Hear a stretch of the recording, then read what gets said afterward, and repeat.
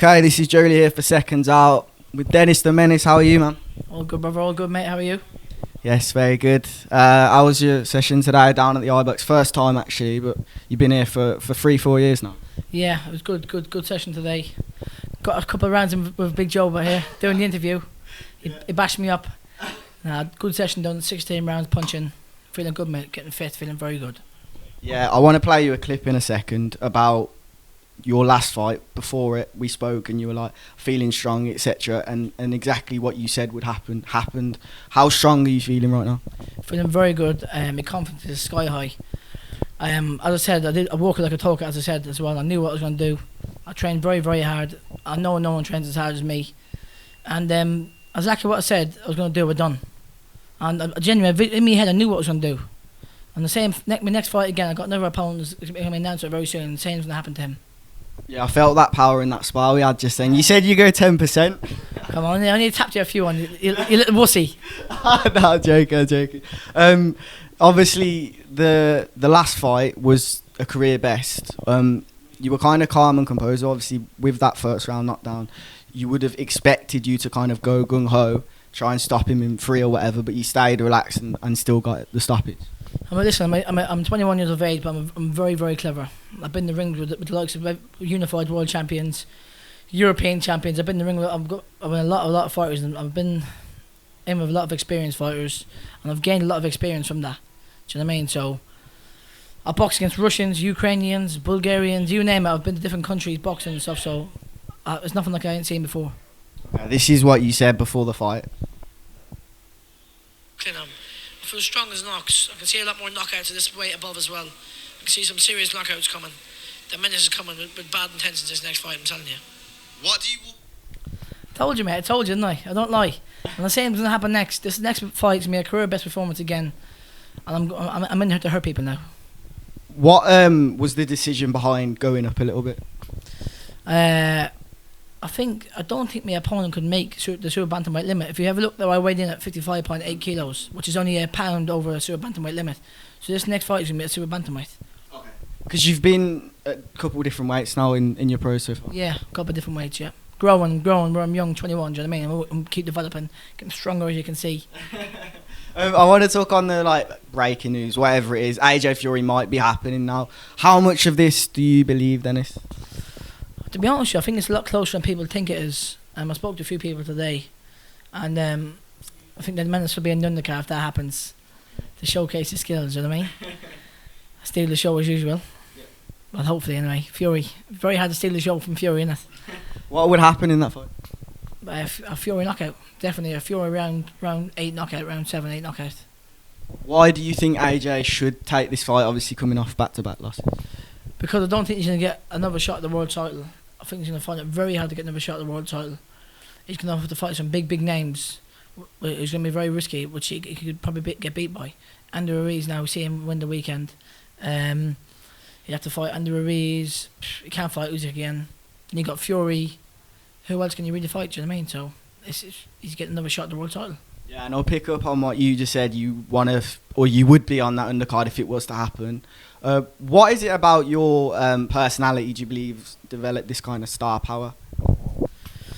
What my character, you mean? Yeah, what do you think it is about you that people want to see? I'm very exciting. I feel like I carry power on both hands. I'm fast, I'm strong. I got a great IQ. I believe I'm a very hard man to beat. When I'm on my A game, I feel like I'm unbeatable.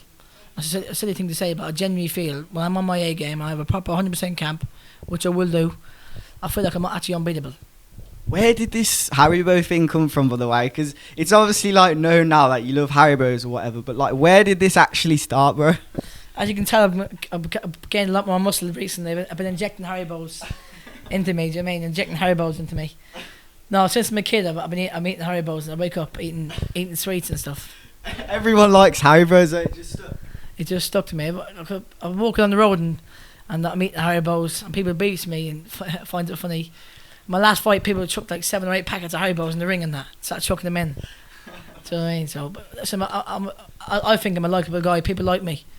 And no one likes arse wipes in the game. I remember when I was a kid looking up to other fighters, and I go around to different gyms, taking little kids on the pads. I have talks with kids, and I try and bring the next generation through, and talk to them as spar amateurs sometimes. I like giving a little bit back as well, and I feel like that's why people like me.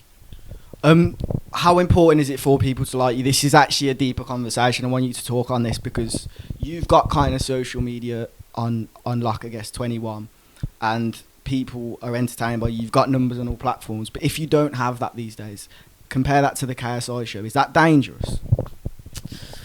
So listen, I feel like that your action speaks louder than words. And if you're good, you're good. Do you know what I mean? Look at the likes of Josh Warrington. He started from the bottom.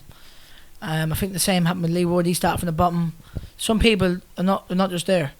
In the amateurs, I've done a lot of great things in the amateurs. I think that's why my platform and my Instagrams and that went big. But that's the reason why, I reckon.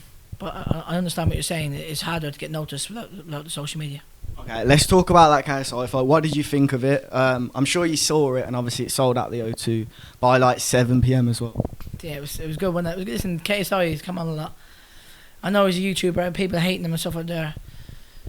But he got there himself, didn't he? I know he must have spent some hours on that computer and some hours on that YouTube. Do you know what I mean? You know about editing and all that crap. It takes a lot of time up, doesn't it? So he still has to graft, doesn't he? So, but for a pay team, he's got a big fight. He's got loads of money.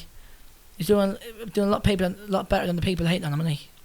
I think, or would you say, it's about you, obviously. It's more about the younger generation when it comes to like the views that he gets, and the older people are yet to realise how impactful it can be. Exactly. He can talk himself into big fights. You know what I mean? He's a clever guy. He's a clever guy. Okay, I want to talk about you training with HS Tiki Taki as well the other day. What was he like in the gym? To be honest with you, he was strong. He sparred another amateur boxer, and I done really well with him, to be honest with you.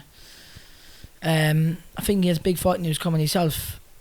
and he wins this one, I think he might be fighting the likes of KSI or something like that there. So same again, he's talked himself into big fights, and he's only set big money. How did you get in contact with him? Did you just get along with him through like socials or whatever? Yeah, he messaged me. And we had a bit of a link up, took him on the pads a few times, and do you know what I mean? But I think he wants to train him again next week. I also trained that kid Tempo Arch, you know Tempo? Yeah. He's a funny guy. He is. He's from down my way, and I helped him lose a bit of weight, and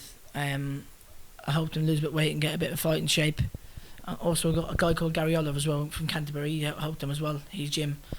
But I got him in there sparring. He never sparred in his life. He was jumping in with kids who had 10 and 12 fights, like semi-pro kids and stuff, and he was starting to do them in and stuff. He was starting to batter him. Tempo was. Listen, he actually got quite good potential. Funny enough, the next end of a reason I call him. Yeah. Did that worry? You know, when you fought on the same night as that TikTok card, obviously you've got a young audience that follow you. There was the TikTok card the same night. Were you a little bit worried? Obviously, they're gonna want to watch the internet stars, and you're on the BT show instead. No, not at all. Not at all. Listen, I don't care about the views. I'm not here for the views. I'm here to make a legacy, and I'm here to entertain people. I knew what I was going to do. I said that already. I said it in 5 or 6 interviews before the fight happened. I knew what I was going to do. So honestly, this next fight, I'm absolutely buzzing for it. I'm back in training camp. I'm training hard. I'm back on the meal preps. I'm going to be getting a lot skinnier very soon. Haribos are packed away. And I'll be ready to rock and roll, mate. The Mennace is coming. Trust me. Okay, just one more on the relationship you and Frank have. Obviously, you've been close. He knows that you've got this star power that we keep talking about. But you're going to be with him for the rest of your career, do you believe? I believe that I am. I believe that I'm a very loyal guy. And if he sticks to his word, which I believe he will do, I'm now advised by Francis Warren also as well. I'm managed by Francis Warren. So if they stick to their words, which I have a good relationship with Francis also, and Uncle Frank, I believe I will be, yeah. I believe I will be. I speak to Frank nearly every day, and I speak to Francis all the time as well. And listen, they're clever men. They've been around the game a long time.